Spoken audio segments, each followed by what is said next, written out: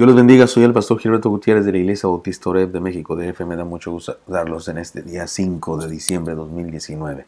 La esperanza que llegó para quedarse es la serie nueva que iniciamos hoy, serie de Adviento. Este es el devocional número 1.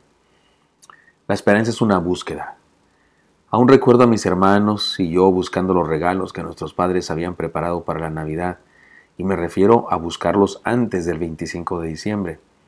Porque suponíamos que en algún lugar los tenían escondidos y queríamos verlos, aún antes de que nos los regalaran.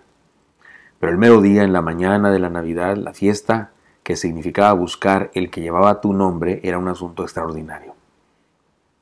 Sabíamos que era una compra de la familia para nosotros, pero aún así nos emocionábamos. También recuerdo a mis hijos repitiendo la historia, pero ahora mi esposa y yo jugando el papel de proveedores. Esa búsqueda feliz tiene una relación directa con el mensaje de la Navidad, porque la Navidad es una búsqueda de ida y vuelta. Así le llamaremos a la enseñanza de hoy. La Navidad, una búsqueda de ida y vuelta. En primer lugar, se trata de una búsqueda de parte de Dios. La palabra dice, porque el Hijo del Hombre vino a buscar y a salvar lo que se había perdido. Esto está en Lucas 19:10. Desde el mismo momento en que el ser humano cayó de la gracia, al atribuirse el derecho de decidir por sí mismo el bien y el mal, es decir, al pecar por primera vez, Dios nos prometió una solución. Miren lo que dice Génesis 3:15 y 21. Se trata de Génesis capítulo 3, el inicio de todo, incluso del pecado, de la caída del hombre, pero también es el inicio de la salvación, dice Génesis 3:15. Y pondré enemistad entre ti y la mujer, y entre tu simiente y la simiente suya. Esta te herirá en la cabeza y tú le herirás en el calcañar. Y el versículo 21 dice, y Jehová Dios hizo al hombre y a la mujer túnicas de pieles y los vistió. La primera parte del versículo 15, que se le llama el protoevangelio, es Dios hablando con la serpiente misma y profetizándole que habría de nacer alguien, un hijo de mujer, se refiere a Jesucristo, que la destruiría por completo, y la serpiente representa al diablo. La paráfrasis explicativa de este pasaje sería esta. Déjeme trato de hacer una paráfrasis que la entendamos. Habrá una guerra entre el bien y el mal en la raza humana. Tú, el mal, herirás al ser humano en el talón, pero mi ungido nacido de mujer te derrotará al aplastar tu cabeza para siempre. Y Dios hizo el primer holocausto de la historia matando a un animal para cubrir con su piel la desnudez de Adán y Eva. Con todo respeto para los veganos, aquí vemos que Dios no es vegano, ni fue vegano jamás. Él seguramente fue el primero en hacer un holocausto, en matar un animal para quitarle la piel y cubrir a Adán y Eva, que se sentían desnudos, se sentían avergonzados por su desnudez y se sentían así a causa de su pecado. Esto no es otra cosa que el problema de redención en Jesucristo.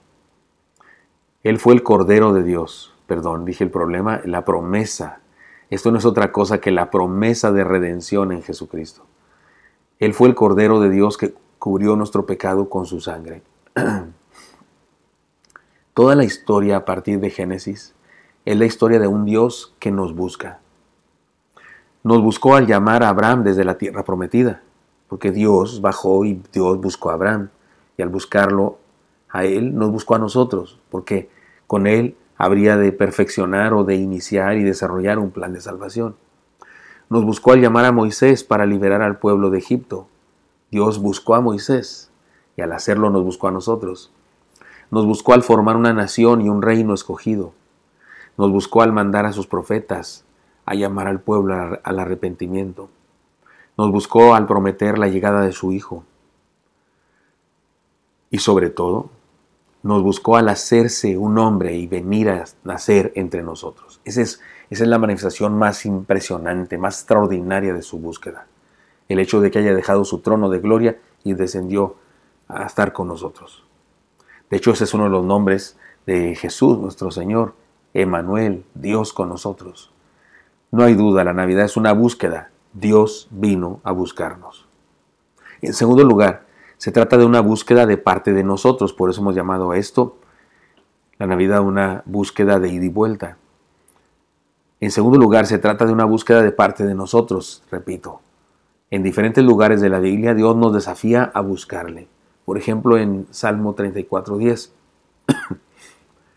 Los leoncillos necesitan y tienen hambre, pero los que buscan a Jehová no tendrán falta de ningún bien. Y dice así Amós 5:4, tal vez el más famoso texto sobre la búsqueda. Pero así dice Jehová a la casa de Israel: buscadme y viviréis. Y Juan 1:38, Jesús les pregunta a sus discípulos: ¿qué buscáis? Ellos eran discípulos de Juan el Bautista, y Juan el Bautista les dice: y ahí el Cordero de Dios. Así que los discípulos de Juan el Bautista, que uno de ellos se llama Juan, igual que su maestro, y Andrés, y comienzan a seguir a Jesús. Y lo primero que hacen es que cuando Jesús voltea les dice: ¿qué buscáis? Ellos confundidos dicen: ¿dónde vives? Pero la pregunta de Jesús es la importante: ¿qué buscas?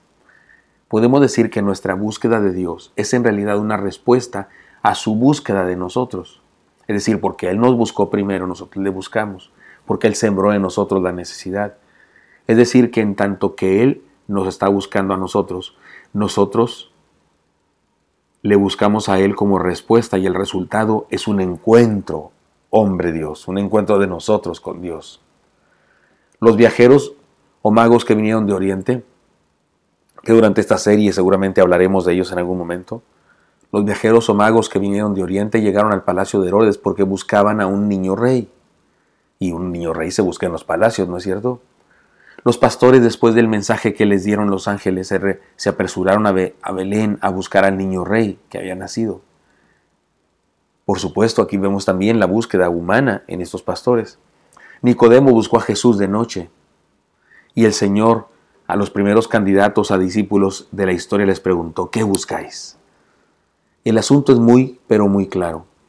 Nosotros le buscamos porque Él nos buscó a nosotros primero. Ahora bien, Él transformó una cueva en un hogar. Él transformó un establo en un palacio, un pesebre en un trono, y transforma a los magos también. Y transformó a los pastores, y transformó a Nicodemo. Ellos nunca volvieron a ser los mismos, me refiero a los magos. Y después de su encuentro con el Señor volvieron por otro camino. Así que se trata de una búsqueda cuyo resultado final es un encuentro de transformación. Permítanme ilustrar esta verdad con la siguiente historia.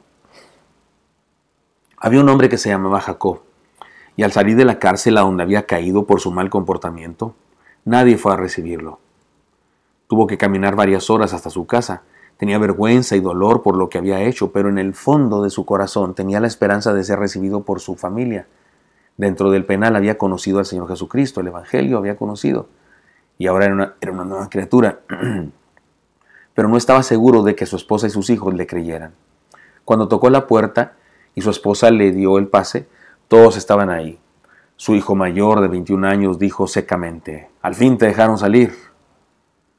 Él solo asintió con la cabeza. Su hijo pequeño de 14 años preguntó: «¿Qué se supone que hagamos? ¿Te abrazo, te digo bienvenido o qué? La verdad no te conozco, hace tanto tiempo que no estás aquí, yo no te conozco, no crecí contigo». Él respondió: «No tienen que hacer nada que no deseen, solo espero que con el tiempo podamos conocernos. Todos están bien grandes y hermosos». Estaba a punto de estallar en llanto cuando su hija de 16 años, la del medio, pero era hija, quien por cierto era invidente o ciega, llegó caminando hasta él y le tocó el rostro, mientras él permanecía inmóvil.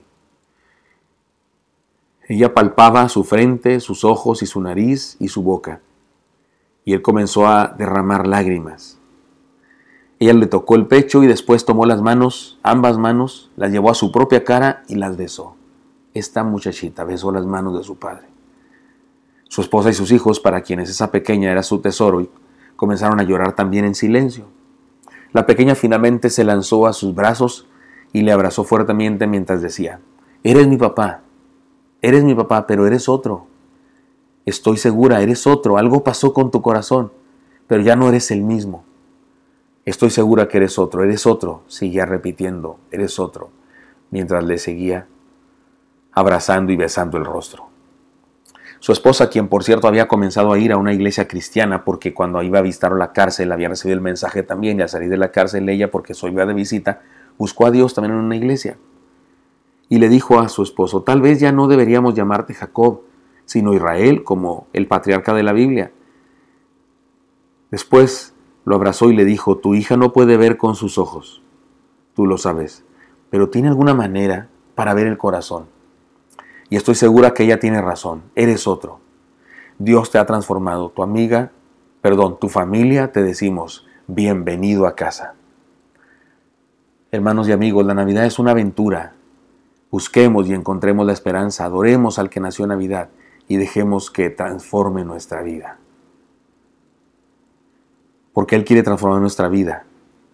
No solo en el tiempo de Adviento, sino cada día de nuestra existencia puede y quiere transformar nuestra vida. Así que, hermano mío, amigo mío que me escucha no sé dónde, si usted lo necesita, déjese transformar por Jesús. Hable con Él, invítelo a su vida. Él está en todas partes. Él escucha hasta su silencio. Invítelo a su vida y experimente la esperanza de la transformación. Espero que esto sea útil para usted y me encantaría encontrármelo el día de mañana. Hasta pronto.